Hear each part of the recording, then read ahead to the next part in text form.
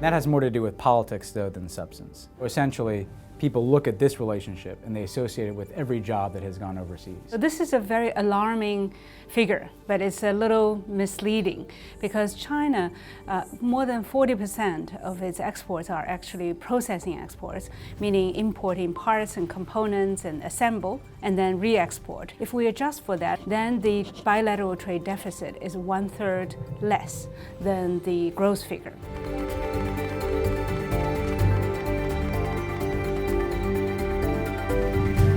We estimate that a 15% tariff on Chinese goods would lead to a 3% drop in China's real export growth, which would lead to 0.5 percentage point drop in China's GDP growth. You would see not only economic shocks, but you could see an unraveling of the stability that has allowed the Asia-Pacific region to emerge so rapidly in recent decades.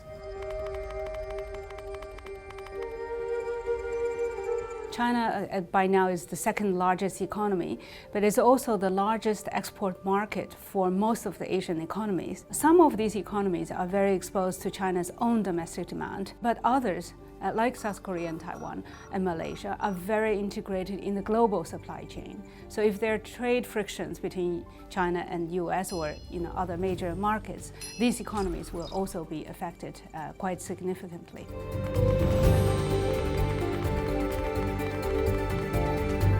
I think China will respond.